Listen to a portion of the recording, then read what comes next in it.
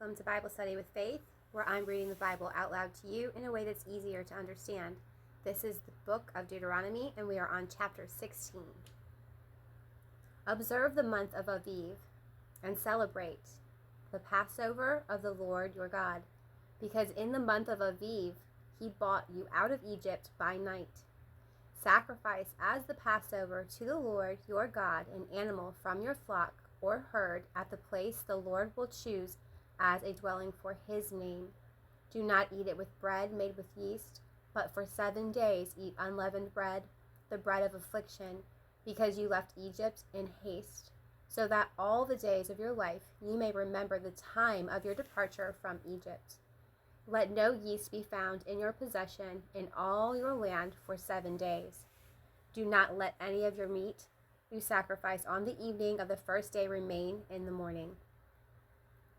You must not sacrifice the Passover in any town the Lord your God gives you, except in the place he will choose as a dwelling for his name. There you must sacrifice the Passover in the evening when the sun goes down on the anniversary of your departure from Egypt. Roast it and eat it at the place the Lord your God will choose. Then in the morning return to your tents. For 6 days eat unleavened bread, and on the 7th day an assembly to the Lord your God. Hold an assembly to the Lord your God and do no work.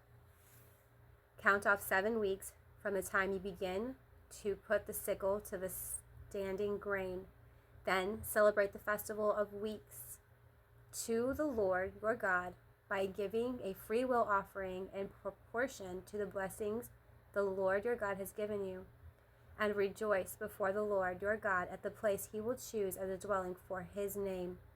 You, your sons and daughters, your male and female servants, the Levites in your towns, and the foreigners, the fatherless and the widows living among you. Remember that you were slaves in Egypt, and follow carefully their decrees. Celebrate the festivals of tabernacles for 7 days after you have gathered the produce of your threshing floor and your winepress. Be joyful at your festivals, you, your sons and your daughters, your male and female servants, and the Levites, the foreigners, the fatherless and the widows who live in your towns. For 7 days celebrate the festival of the Lord your God at the place the Lord will choose. For the Lord your God will bless you in all the harvest and in all the work of your hands, and your joy will be completed.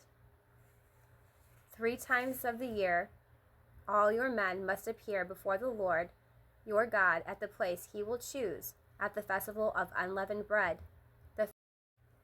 Back in the day, during the Old Testament, before Jesus' blood touched the ground and we no longer have to make blood sacrifices, that means we don't sacrifice animals anymore.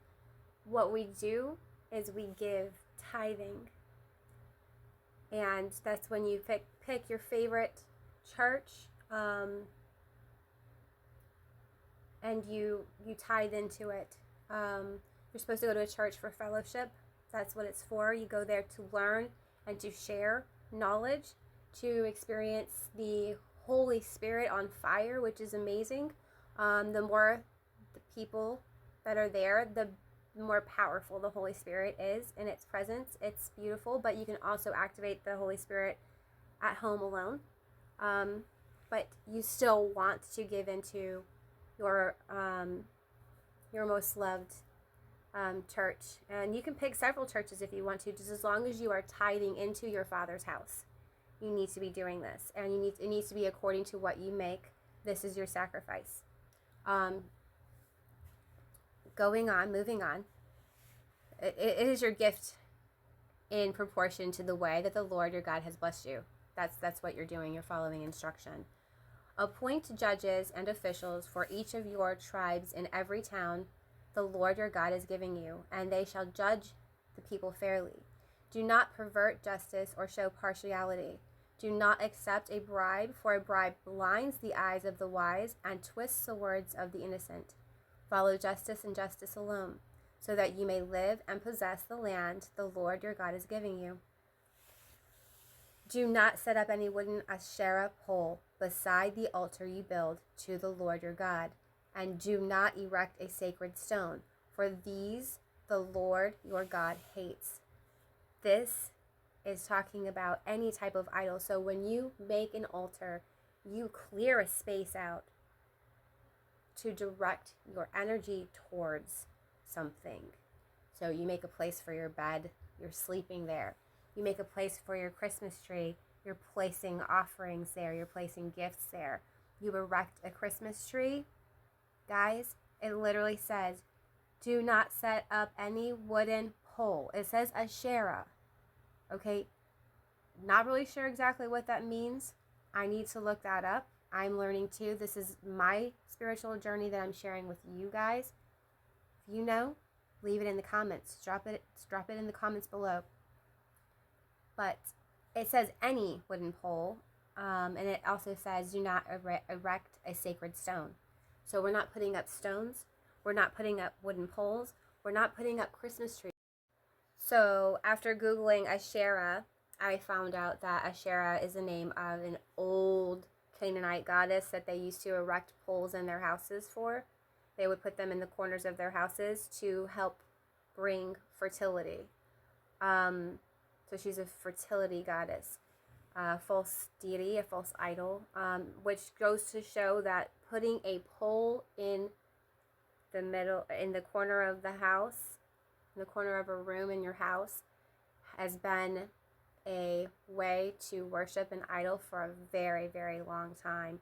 And Christmas is, by every definition, a idol. So let's keep moving on.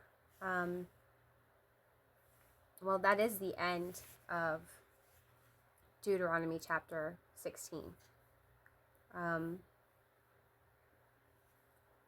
I look forward to reading chapter 17 with you guys. If you want to catch up, all you got to do is pick up a Bible. Any Bible will do. I'm using the New International Version, just so you know. You can pick it up and read it, or you can find me on my YouTube channel at jesusisadj.com. At jesusisadj, and I'll do the reading for you.